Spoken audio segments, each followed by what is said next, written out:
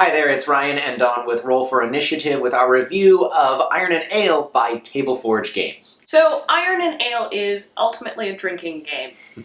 You can play it with water or non-alcoholic beverages, and if you do play it, please drink responsibly.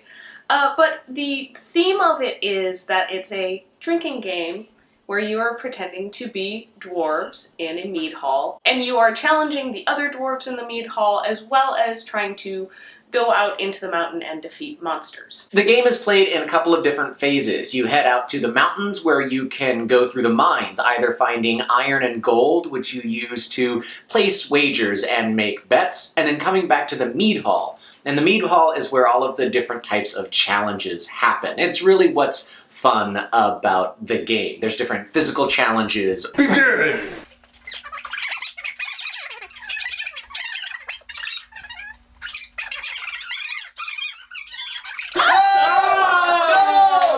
Or working to come up with the best dwarven boast. Here's to Mary Iron Tongue, the best night of my life, and her beard was longer than mine. I, gib-tailed Glitterbeard, have the better beard of whoever the fuck you are. That wins. She wins. That wins. I wins. Or tell epic tales, and it's where you sit around the table challenging each other, and then people decide on who it is that's won, and it's really a lot of fun. That's my favorite part of the game. Yeah, and some of them are, it's clear who the winner are. There's like a push-up challenge 9, 10. or an arm wrestle challenge, but other ones, the other players kind of have to weigh in. There's one that's who has the most dwarven beard, or the dwarven forearms. I won that one. Yes, he did. Or like with the toast, those are things that the other players will help weigh in and decide. The iron and the gold that I was talking about is used during the mead hall phase. You can bet on who it is that you think is going to be able to do the most push-ups, or who it is that you think is going to have the best dwarven toast.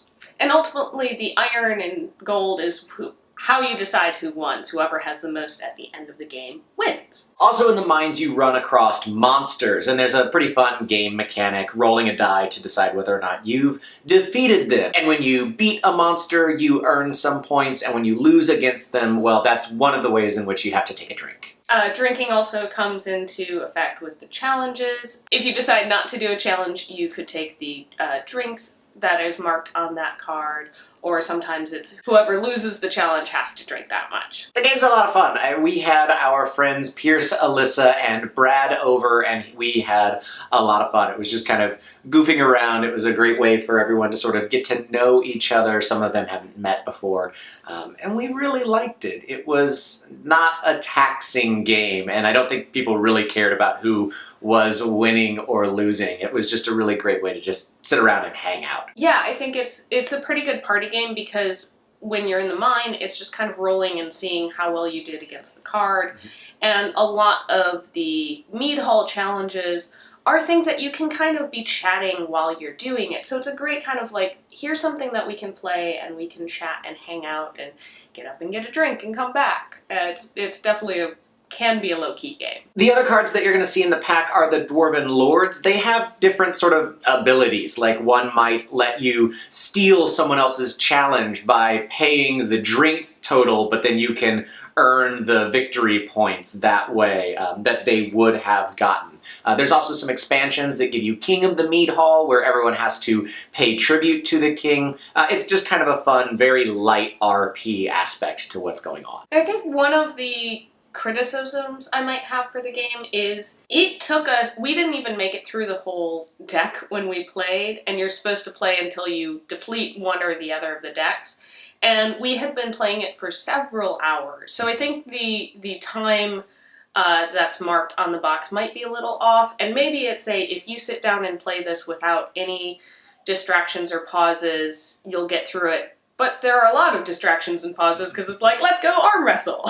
How long the game takes, I don't think is particularly accurate, but we sat around with 5 of us and we had a really good time, and it didn't matter how long the game was taking. We had a lot of fun. It's what we all came over to do. We played that one game, and I think actually the game sort of just petered out for us. Not because it wasn't interesting or anything like that. It was just We had a lot of fun, and it was a great sort of social lubricant, a good catalyst for hanging out. I think it's a really good game for your current gaming group, but it's also a really fun one to take to a convention, perhaps, and play with new folks and get to know them.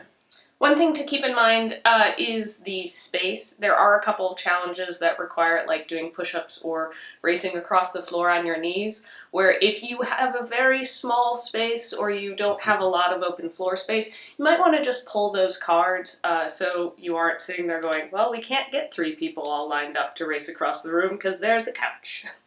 Or do it anyway and deal with the couch. I don't know, I don't think the game has a real clear set like winners and losers, or it does, there are rules for that, but to me it's not a game that's about winning whatsoever. It's about having fun. So you can head over to tableforged.com to check out Iron and Ale and the other games and products that they have to offer. Thanks for watching. We want to give a special thanks to all of our patrons over at patreon.com/rollforinitiative, especially Lainey, RV, Sean, and Will. If you're interested in joining us on our campaign, getting some cool perks, you can check out our Patreon page. There's a link at the end of the video. And of course, we want to say thank you to everybody that's watching. Don't forget to like, share, and subscribe. There's a little bell that you can click if you want to get a notification every time we have a new video. Come and find us on all of the other social media platforms, and we'll see you next time on Roll for Initiative.